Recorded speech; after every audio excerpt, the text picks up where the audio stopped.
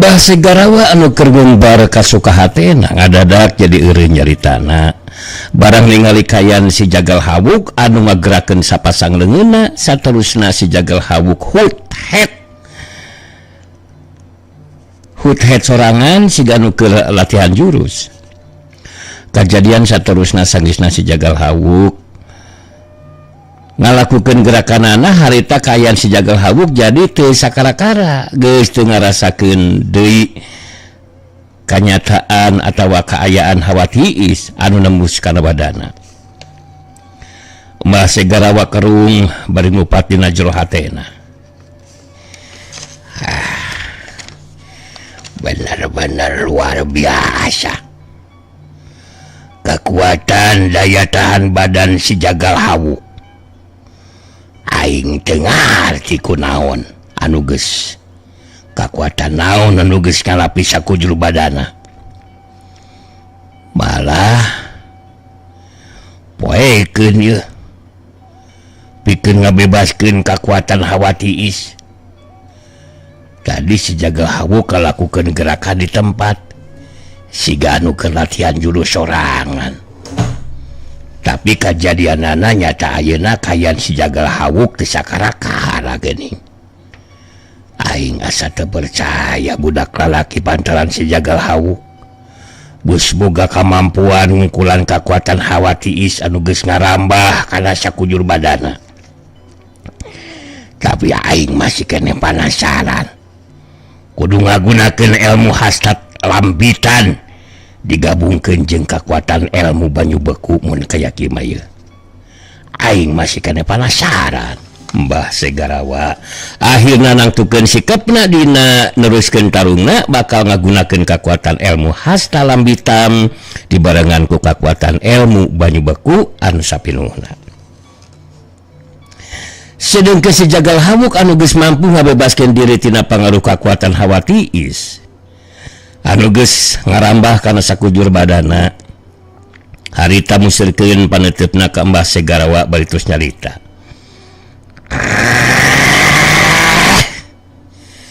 Kekuatan panajang si adong-adong kakuatan tiis geus nembus kana kuliting sakujur badan aing lawa. Tapi aing geus mampu ngusir kakuatan hawa tiis anu ceuk maneh bisa ngabekukeun sakujur badan lawan. Tapi kaing mah teu mampu eta kakuatan sia teh sedan.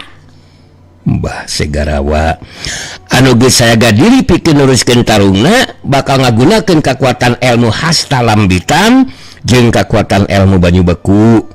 Harita terus nyarita ditujukeun ka si Jagal Hawuk. Kekuatan daya tahan badan si lain memang hebat Jagal Hawuk. Tapi dalung masih kene lumangsung diri sia. Hatina dewek masih kene boga kakuatan ilmu anu sejena.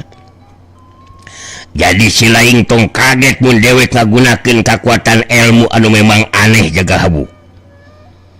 Dewek bisa masikeun si lain bakal kawalahan ngalawanan kakuatan ilmu anu bakal digunakeun ku dewek dina nuruskeun ieu tarung.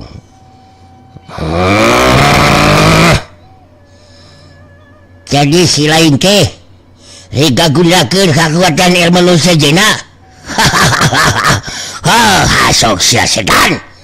Gunakeun ku sia eta kakuatan ilmu teh. Rek kakuatan ilmu naon oge. Ya, digaras ku aing marawa. Geus sok gancang gunakeun kakuatan ilmu anu ceuk sia aneh teh sedan. Goblok ganam. Ku dewek bakal digunakeun eta kanyataan ilmu Jagal Hawuk. Rasakeun sia. Ari keukeu mah saya ngarasakeun tibanan ti aing. Dadah kakuatan panajang dewek Jagal Hawuk. Hasta lambitam.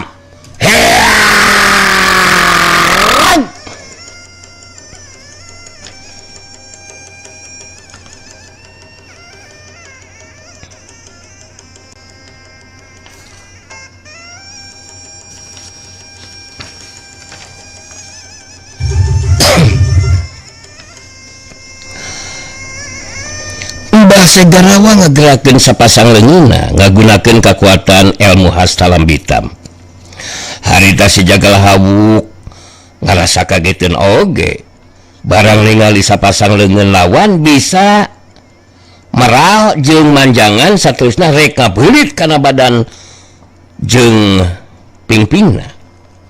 Heuk wush suruk sapasang leungeun Mbah Segarawa anu melar jeung manjangan terus maju rek ngabeulit kana cangkeng jeung pingping lawan. Si Jagal Hawuk kacoelat kagigireun katuhun lawan anu melar manjang nyuruk muslelat leungeun Mbah Segarawa jadi newak angin sabab si Jagal Hawuk geus ngacoelat ka beulah katuhun leungeun lawan. Saterusna Jagal Hawuk ngagunakeun leungeun katuhuna ngahantem leungeun katuh lawan anu melar manjangan hiuk. Mbah Segarawa ngagero kaget bari nahan ka nyeri. Saterusna ngacoelat pindah tempat bari ngagerakeun di sapasang leungeunna.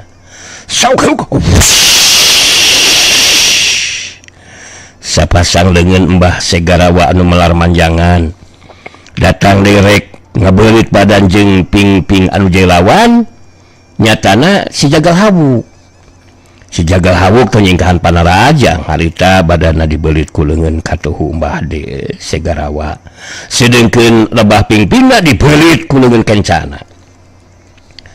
Kakuatan beuritan sapasang leungeun Mbah Segarawa beuki tambah narikan beuritanana. Ngajadikeun si Jagal Hawuk teu bisa gerak. Kakuatan ilmu banyu baku nu sapinuhna marangan kana sapasang leungeun Mbah Segarawa anu geus ngabeulit badan jeung pingpingna si Jagal Hawuk.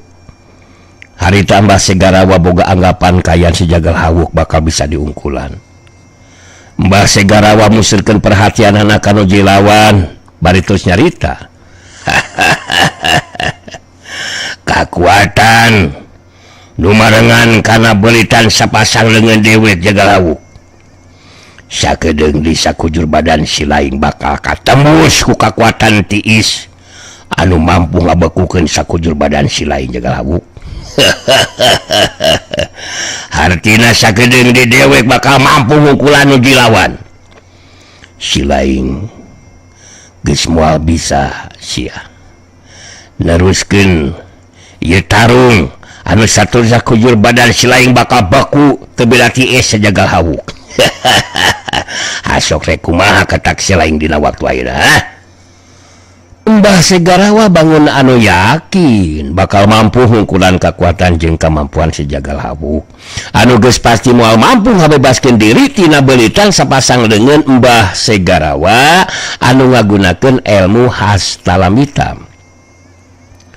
Kekuatan hawa tiis anu marengan kana beuritan sapasang leungeun Mbah Segarawa harita geus nembus saterusna ngarambah kana sakujur badanna si Jagal Hawuk. Tapi kejadian saterusna baraya ieu ngagetkeun Mbah Segarawa. Sabab harita beuritan sapasang leungeunna kana badan jeung pingpingna. Beut karasa sakujur badan si Jagal Hawuk ge telas teu beda ti beusi we. Malah bari sakujur badanna si Jagal Hawuk ngaluarkeun kekuatan panas anu ngajadikeun bantrok jeung kekuatan hawa tiis ilmu banyu beku. Bantrokna kekuatan panas jeung tiis jadi nimulkeun sora anu ngacerjes. Jerjes. Jerjes. Kekuatan hawa panas anu kaluar tina sakujur badan si Jagal Hawuk leuwih kuat tibatan kekuatan hawa tiis. Kekuatan hawa panas nembus kana sapasang leungeun Mbah Segarawa. Ngajadikeun beuritan sapasang leungeun Mbah Segarawa jadi ngenoran. Ngajadikeun atawa kajadian saterusna si Jagal Hawuk ngaluarkeun sora anu samunga gorowo. Sorana dibarengan ku kekuatan talaga lapisan. Ngajadikeun kekuatan hawa panas anu kaluar tina sakujur badan si Jagal Hawuk beuki tamah rosa.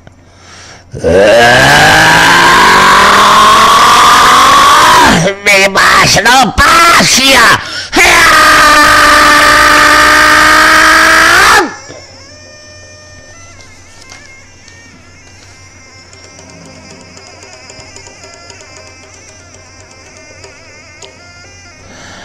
Mbah Segarawa kapaksa harita ngalepaskeun beuritan sapasang leungeunna anu melar manjangan sabab teu kuat ngarasakeun sapasang leungeunna ditembus ku kakuatan hawa panas anu rosa. Mbah Segarawa ngalepaskeun beuritan sapasang leungeunna bari narik sapasang leungeunna. Bari narik sapasang leungeunna Mbah Segarawa ngagero. Inilah panas sapasang leungeun dewek panas. Kurang ajar panas sejagal habuk. Balik. Mbah Segarawa mancur dina tangtunganana kayan sapasang leungeunna geus marah deui bari ngahegak ngatu napasna harta Mbah Segarawa musirkeun perhatianna ka nuju lawan bari ngomong dina jero hatena. Edan adi sugan teh heueuh aing bakal mampu ngungkulan si jagal hawuk.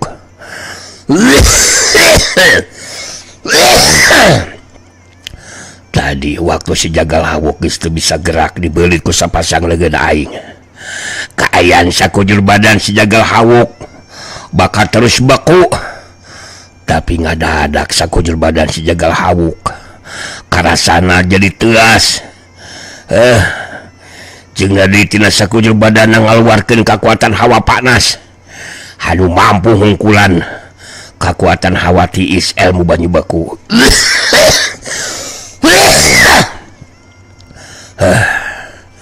Kekuatan panas nu kaluar tina sakujur badana jadi beuki tambah rosa.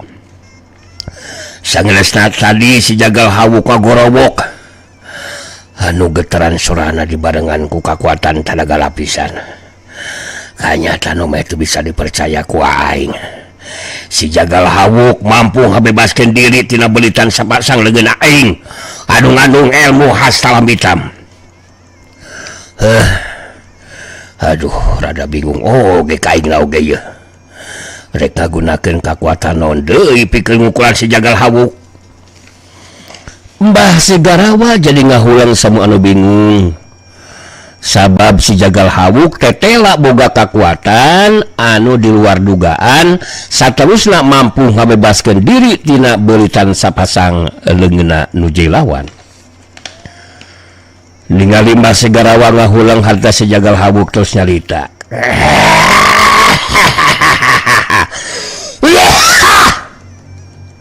Kenaon sia kalaka ngahulang kawas kitu geuningan rawa. Kurang ajar goblok setan. Bingung sigana mah sia teh nya. Sabab aing bisa ngabebaskeun diri tina beuritan kokod maneh anu melar manjangan.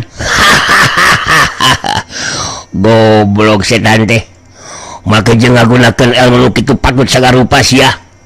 Rawa, hasok teruskeun sia talungna. Lamun sia acan ngarubukeun aing bisa jadi penasaran sia. Tarung pokona kudu dianggeuskeun setan. Mbah Segarawa nangtukeun sikapna pikeun mungkas lumakuna tarung ku cara ngagunakeun jurus pamungkas ilmu silatna digabungkeun kakuatan ilmu bangun beku nu sapinuhna dibarengan ku ilmu khas talam hitam. Nu dilakukeun Mbah Segarawa mangrupa upaya paling akhir kalawan harapan bakal mampu ngungkulan anu jelawan. Bari ngawangun pasangan jurus pamungkas jeung musirkeun paneutepna ka nuju lawan. Harita Mbah Segarawa terus nyarita. Caritaan si laing memang bener jagal hawuk. Tarung kudu dianggeuskeun sia. Sabab kanyatanana dewek memang tak can dirubuhkeun ku anu jelawan. Si laing memang boga kakuatan jeung kemampuan anu hebat jagal hawuk. Malah sakujur badan si laing dilapis ku kakuatan teu katembus ku batin dewek. Kakuatan anu ngalapis sakujur badan si laing. Tapi sakumaha hebatna si laing, dewek tetep boga kayakinan bakal mampu ngalubuhkeun si laing sajagal hawuk. Geus montong loba bacot sedan, goblok. hasok sia gunakeun kekuatan nu bakal mampu ngarubuhkeun aing. Tapi mun kekuatan Panarjang sia bisa digagalkeun ku aing, mangke sia engke nu bakal dirubuhkeun ku aing. Setan jahanam, hasok segera maju narajang rawa. Dewek memang bakal mampu narajang jagal habuk. Ku dewek bakal dipastikeun si laing atawa dewek anu bakal rubuh el jajaten. Urang anggeuskeun sia tarungna. Rasakeun jurus pamungkas ilmu banyu beku jeung hasta lambitan. Rubuh si laing jagal habuk. Hayya!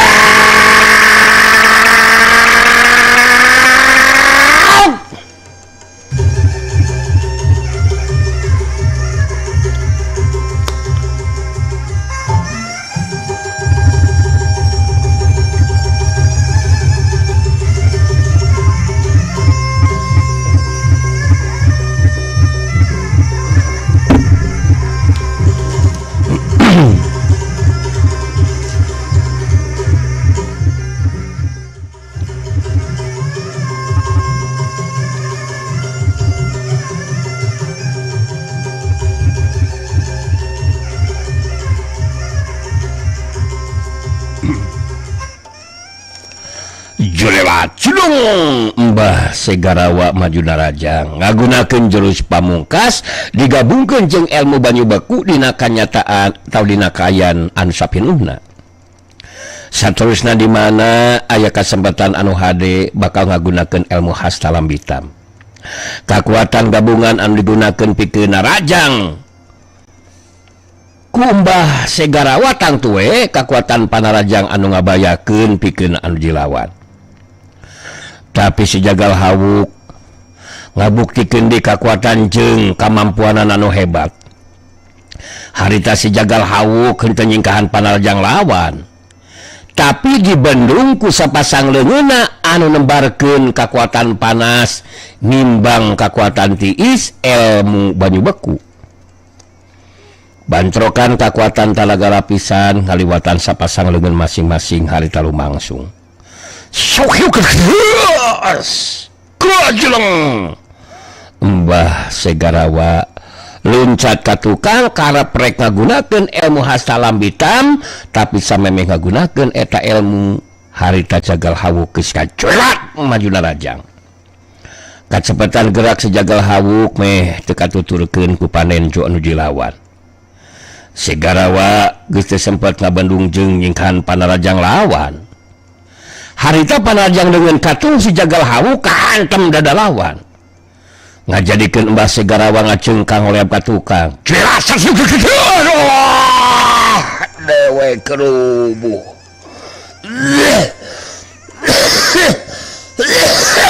Dewe kerubuh jagal hawuk. Mbah Segarawa ngagerunahan kan nyeri bari ngacengkang oleh ka tukang, geus teu bisa ngajaga di kasaimbangan badana. Jengkang koyap kedebut Mbah Segarawa rubuh ngabebangkang maring lemah. Ningalikeun eta kajadian Ki Hambaraka ngareret kaki warangkas betus nyarita. Amoeng hebat. Banyak hebat kekuatan jeung kemampuan si Hawuk. Teteh lapangan Sanu Mulia berhasil. Sampai gawe meuseuh si Hawuk beurang penting teh. Emang Segarawa bisa dirobohkeun? Amoe. Luar biasa. Si Hawuk memang luar biasa bangsa. Amoe. Si Hawuk lulus tina ujian ieu mah yeuh bangsa nu mulia. Belau. Memang bener Hambaraka.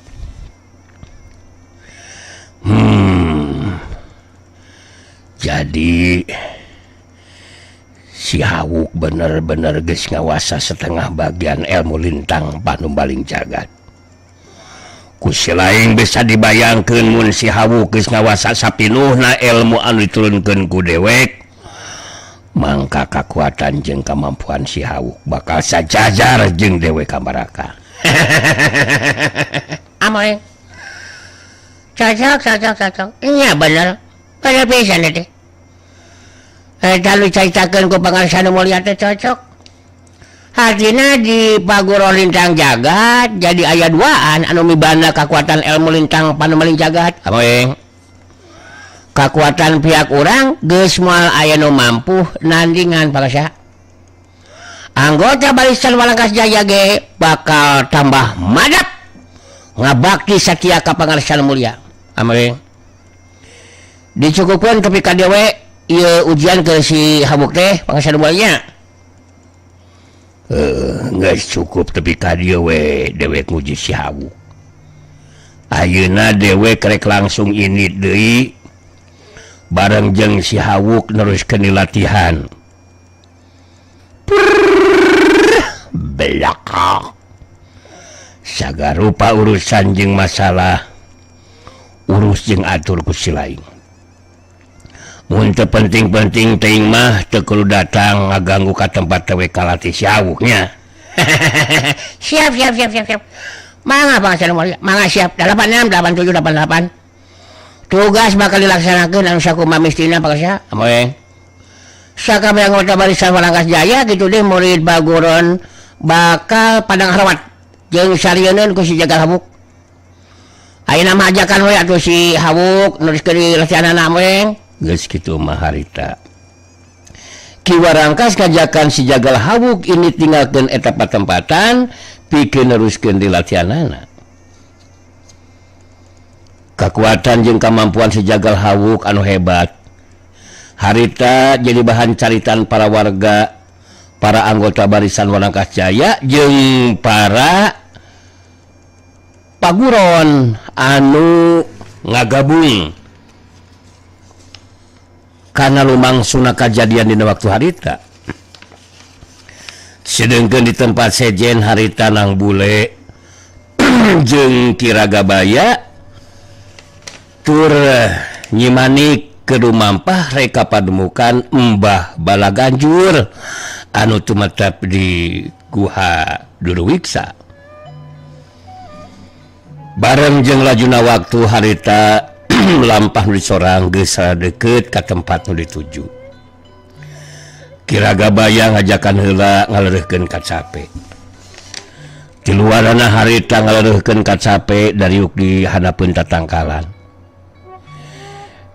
Kiragabaya neuteub kanang bule baitus nyarita aduh ari geus kolot bah gampang cape lumpah-lumpah jauh tenang lumadak wayana diajakan heula ngaleureuhkeun kacape jada ka Bandungan ku kula oge ari nang kasep nang bule mah can ngerasa capek pasila oge nyali tos capek mah memang teu kedah dipaksakeun Ki ari abdi mah ngiringan we kumaha saena bade leureuh sababaraha kali ge teu sawios Ki anu penting mah urang tiasa dugi ka tempat nu dituju kalayan aya dina kasalamatan Ki nya bener gitu nang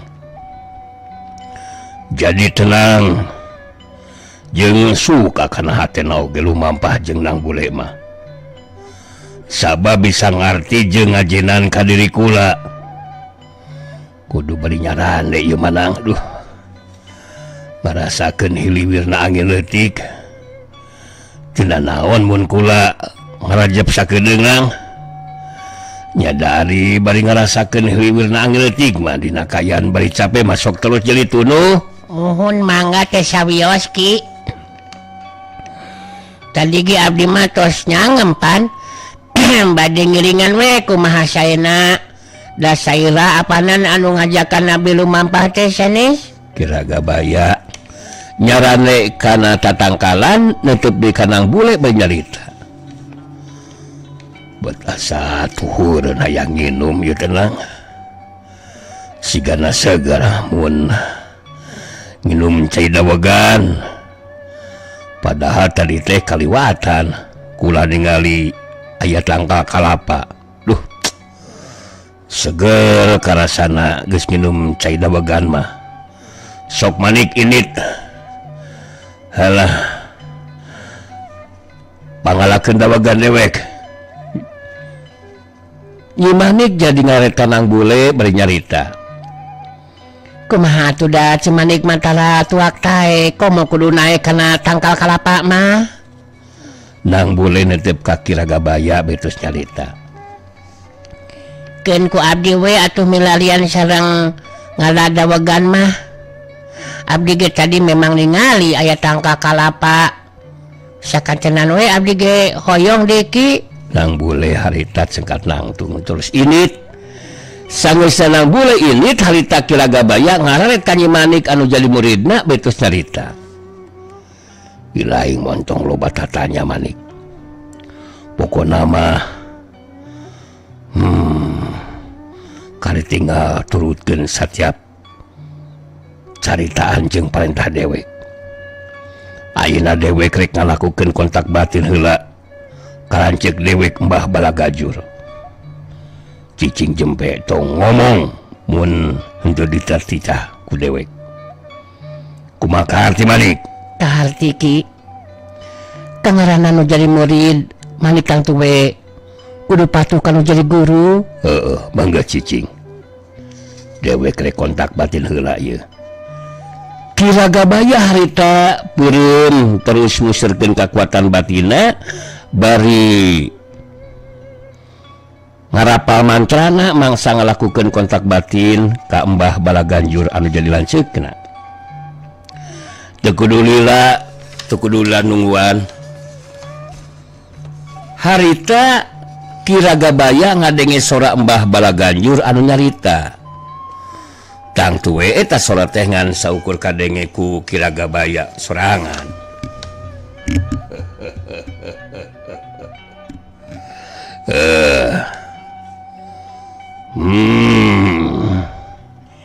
Si lain geus tapi teu. Di tempat tu disebutkeun ku dewek Ragabaya. Sakumaha nu geus dicaritakeun ka ilaing. Dewek bakal datang ka eta patempatan. Dewek bakal ngagunakeun ilmu mindah rupa. Datangna dina jirim indungna sinang bule anu ngaran Ayu Manganti. Ilaing jeung si Manik caricing heula di tempat panyumputan. Ngabandungan kana kayan nu lumangsung.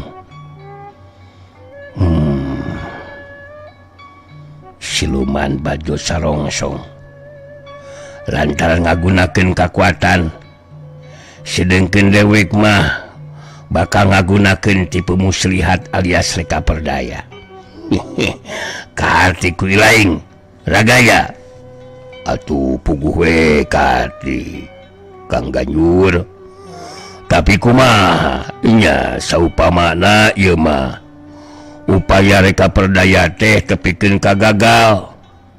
Maksud teh saupamana ieu mah Kang, jadi mun tepikeun ka gagal, aduh sikap jeung tindakan Kang Ganjur teh saterusna teh kumaha ieu teh. Mun memang tepikeun ka gagal, dewek bakal ngalakukeun tindakan ku cara ngagunakeun kakuatan sakabeh ilmu anu aya di dewek.